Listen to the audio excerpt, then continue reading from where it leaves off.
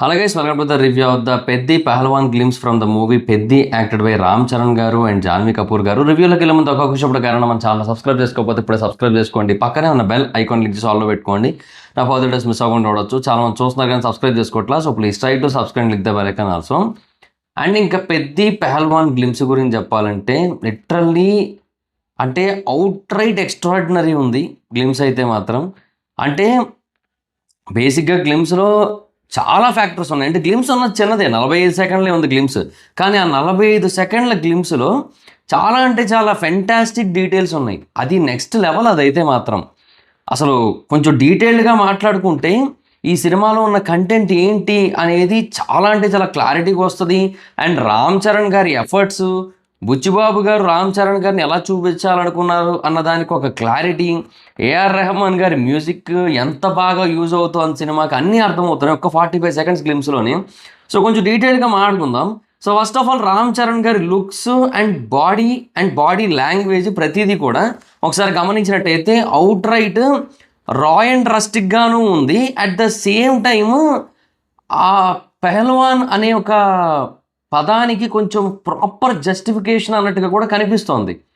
Okay, so body అనేది మనకి ఆ RRR స్టైల్ ఆఫ్ బాడీ అనేది అనిపిస్తుంది. RRR టైంలో కూడా మనకి ఆ పోలీస్ స్టేషన్ సీన్లో మనకి ఏదైతే బాడీ కనబడుతుందో ఆ స్టైల్ ఆఫ్ బాడీ అయితే కనబడుతోంది ఇక్కడ. అండ్ బాడీ లాంగ్వేజ్ కూడా ఆ బస్తాన్ని వెనక్కి సురుతున్నప్పుడు చాలా క్లియర్గా, అంటే అవుట్ రైట్ ఒక విలేజ్, అంటే ఒక విలేజ్లో ఉన్న ఒక ఊరా నాటు క్యాండిడేట్, ఊరా మాస్ క్యాండిడేట్ ఒకరు ఎట్లా బిహేవ్ చేస్తారు ఇలాంటి వాటిల్లో అనేది ఆ బాడీ లాంగ్వేజ్లో స్పష్టంగా తెలుస్తున్న ఫీలింగ్ వచ్చింది నాకు. అంటే అది రూరల్గాను అనిపిస్తోంది. అట్ ద సేమ్ టైం అది ఎందుకో తెలియట్లే, అది కేవలం మాసెస్కే కాదు క్లాసెస్ కూడా కనెక్ట్ అయ్యేలాగా ఉందన్నమాట. ఆ లుక్, ఆ బాడీ లాంగ్వేజ్ అదంతా కూడా, అండ్ ఆ డ్రెస్సింగ్ అదంతా కూడా. మనం రంగస్థలంలో మనం అనుకున్నాం యాక్చువల్లీ ఏంటంటే ఆ టైంకి అప్పట్లో వచ్చిన ఒక మాట ఏంటంటే పెద్ద పెద్ద హీరోలు జనరల్గా ఇలాగా షార్ట్లు వేసుకొని చేయడానికి అంత ఇష్టపడరు కదా, కానీ రామ్ చరణ్ గారు దానికి యాక్సెప్ట్ చేశారంటే గ్రేటే అని చెప్పి మనం మాట్లాడుకున్నాం. ఎందుకంటే అప్పట్లో ఆ పాయింట్ వచ్చింది రంగస్థలం టైంకి. కానీ ఇప్పుడు ఏకంగా ఆయన షర్ట్ లేదు, ప్యాంట్ లేదు, ఒక చిన్న నిక్కర్ లాంటిది ఉందంతే.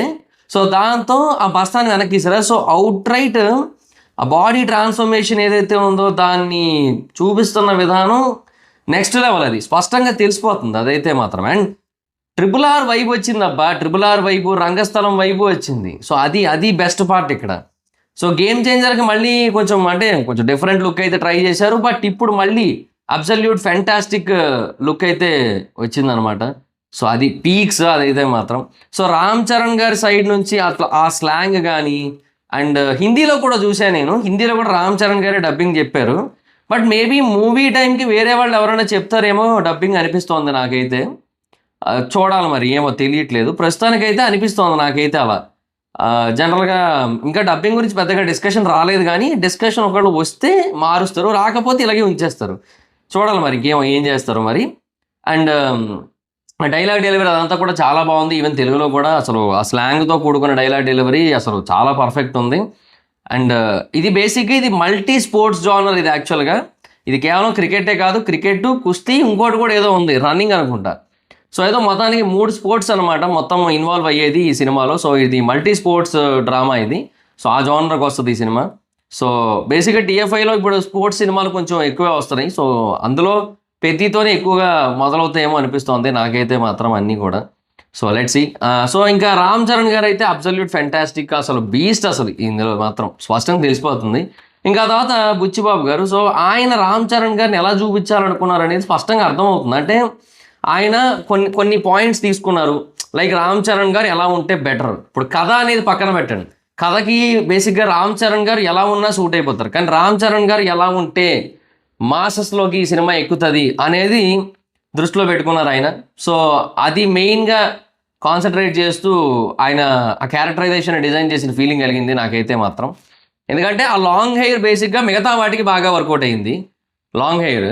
అండ్ ఇందులోనేమో అది ముడిలా పెట్టారు, సో గట్టిగా కట్టేసినట్టు. సో అలా చేయడం వల్ల దీనికి ఇంక పర్ఫెక్ట్గా యాప్ట్ అయిపోయింది.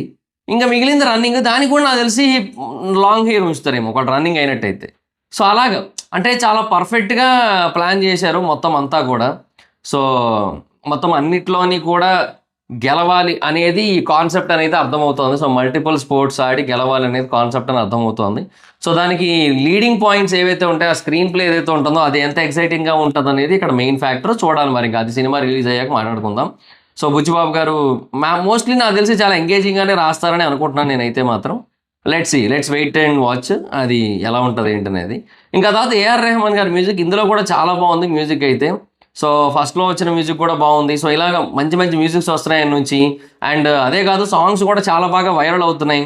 అటు చిక్రీ చిక్రీ కానీ, లేదంటే మొన్న వచ్చిన రై రై రారా కానీ, పాటలన్నీ కూడా అంత బాగా వైరల్ అవడానికి రీజన్ ఏఆర్ రెహమాన్ గారి కంపోజింగ్. అవి అంటే లిరిక్స్ అవన్నీ కూడా ఆబ్వియస్లీ ది బెస్ట్ ఉన్నాయి, కానీ దానికంటే ముందు మ్యూజిక్ ఏదైతే ఉందో అది చాలా బాగుంటుంది అనమాట. అంటే బాగా కనెక్ట్ అయ్యే విధంగా ఉంటుంది. ఇక్కడ బీజిఎమ్స్ కూడా చాలా బాగుంటున్నాయి. సో ఓవరాల్గా మూవీలో కూడా ఆయన డెఫినెట్గా అనిపిస్తారనే ఫీలింగ్ అయితే కలిగింది నాకైతే మాత్రం ఇది చూస్తున్నంతసేపు కూడా. So that is absolute fantastic అదైతే. సో చూద్దాం మనం ఓవరాల్గా ఇవన్నీ కూడా కలిసినప్పుడు మనకి ఎలా అనిపిస్తుంది ఏంటనేది చూడాలి. అండ్ ఇంకా జగపతి బాబు గారి లుక్ అయితే మనం అసలు ఎక్స్పెక్ట్ చేయలే. ఆయన ఏమో అవుట్ రైట్ డిఫరెంట్ ఉన్నారు. సో చాలా డిఫరెంట్గా ప్లాన్ చేశారు బుచ్చిబాబు గారు అయితే, అది స్పష్టంగా తెలిసిపోతుంది. అండ్ ఒక పర్ఫెక్ట్ స్పోర్ట్స్ డ్రామా. అండ్ తర్వాత ఇప్పుడు ఈ స్పోర్ట్స్ డ్రామా తర్వాత ఆబ్వియస్లీ మళ్ళీ సుకుమార్ గారి సినిమా ఉంది. అది కూడా కొంచెము ఆ రా ఇంట్రెస్టిక్కే అన్నారు, బట్ ఇప్పుడు మళ్ళీ ఏదో థీమ్ చేంజ్ అయింది అంటున్నారు. We have to wait and watch. అది ఏంటనేది మనకి ఇప్పుడు అయితే క్లారిటీ లేదు, బట్ ఫర్దర్గా ఒక క్లారిటీ వస్తుంది. సినిమా షూటింగ్ మొదలయ్యే టైంకి మనకు ఒక క్లారిటీ అయితే వచ్చేస్తుంది. బట్ అది కూడా కొంచెం డెఫినెట్గా అందరికీ కనెక్ట్ అయ్యే విధంగా ఉండే కైండ్ ఆఫ్ స్టోరీని. And after Pushpa from the director అనే కాన్సెప్ట్ ఉంటుంది కదా, సో ఇవన్నీ ఉంటాయి ఎలాగూ. And Ram Charan garu from RRR and from Peddi అది ఉంటుంది. సో నెక్స్ట్ లెవెలే ఉంది మొత్తం అంతా కూడా. So let's wait and watch. So నాకైతే గ్లిమ్స్ చాలా అంటే చాలా బాగా అనిపించింది. అంటే 45 సెకండ్సే కానీ అసలు రిపీట్స్ అసలు వచ్చిన వెంటనే ఇంకా మళ్ళీ మళ్ళీ తెలుగులో 3 సార్లు చూశాను, హిందీలో 2 సార్లు చూశాను. హిందీలో మటుకు నాకు ఏంటంటే ఆ లాస్ట్లో డబ్బింగ్ బాగానే ఉంది, కానీ లాస్ట్లో నాకు ఎందుకో ఆ సంజయ్ అన్నది ఏదైతే ఉందో అది ప్రాపర్ హిందీ పర్సన్ మాట్లాడినట్టు లేదు. ఇది మనది స్లాంగే అయి ఉండొచ్చు, బట్ హిందీ సినిమాల్లో మోస్ట్ ఆఫ్ ద 99% ఆఫ్ మూవీస్లో ఉండే స్లాంగ్ అది కాదు. సో అది ఆలోచించాను నేను. బట్ చూద్దాం మరి, ఇంకేమో డబ్బింగ్ ఏమో అంటే పర్సన్ వాయిస్ని బట్టి కూడా. రామ్ చరణ్ గారు సౌత్ ఇండియన్ కాబట్టి, తెలుగు పర్సన్ కాబట్టి మనకి ఆ వాయిస్ వేరే ఉంటుంది, ఆ మాడ్యులేషన్ వేరే ఉంటుంది. సో అది మరి హిందీలోకి మరి మారుస్తారేమో అని నాకు తెలియదు, బట్ నాకైతే అలా అనిపించింది ప్రస్తుతానికైతే. సో నైస్, బాగుంది, చాలా అంటే చాలా బాగుంది గ్లిమ్స్ అయితే మాత్రం. సో ఒక పర్ఫెక్ట్ బర్త్డే గిఫ్ట్ అని చెప్పొచ్చు. అండ్ వాళ్ళు ఒకటైతే కన్ఫర్మ్ చేశారు, April 30నే రిలీజ్ చేస్తున్నామని. ఇంకా ఇప్పుడు కూడా అంటే దాని మీద చాలా డౌట్స్ ఉన్నాయి చాలా మందికి, April 13 వస్తుందా రాదా. రామ్ చరణ్ గారు మాల్లో ఉన్నారు, అందువల్ల ఆ స్పెషల్ సాంగ్ షూటింగ్ అవ్వలేదు. తర్వాత కన్నుకి కూడా చిన్న ఇంజురీ అయింది రామ్ చరణ్ గారికి. సో అదొకటి, దానికి ఒక 2 రోజులు రెస్ట్ తీసుకున్నారు. ఒక రోజే రెస్ట్ తీసుకున్నారు గట్టిగా మాడుకుంటే, మళ్ళీ 2వ రోజు షూటింగ్ వెళ్ళిపోయారు ఆయన. సో అదొకటి. సో ఇట్లా జరుగుతూ ఉన్నాయి కదా. సో ఏంటి పరిస్థితి, షూటింగ్ అవుతుందా, April 30కి రిలీజ్ అవుతుందా లేదా, పాసిబులా కాదా అనేది ఆలోచించుకుంటున్నారనమాట. సో అది ఇక్కడ కన్సర్నింగ్ క్వశ్చన్. చూద్దాం మరి, ఇంకా మోస్ట్లీ April 13 వస్తుందని వాళ్ళు అయితే డేట్ అయితే ఇచ్చారు. ఇప్పటికీ కూడా వాళ్ళు అయితే ఆ డేట్కే ఫిక్స్ అయ్యి ఉన్నారు. సో మోస్ట్లీ ఇంకో కొద్ది రోజులే షూటింగ్ బ్యాలెన్స్ ఉంది. ఆ షూటింగ్ వన్స్ ఫినిష్ అయిపోయిందంటే ఇంకా ఆల్రెడీ ఫస్ట్ హాఫ్ అంతా ఎడిటింగ్ నడుస్తూ ఉంది. రామ్ చరణ్ గారు most of the movie dubbing చెప్పేశారు, అయిపోయింది.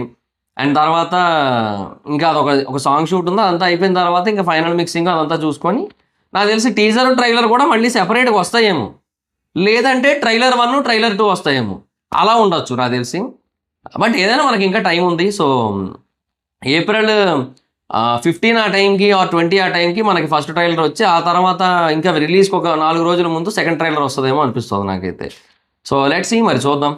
So that's guys, this the video. మీకేమనిపించింది అనేది చెప్పండి కింద కామెంట్ సెక్షన్లో గ్లిమ్స్ చూసిన తర్వాత.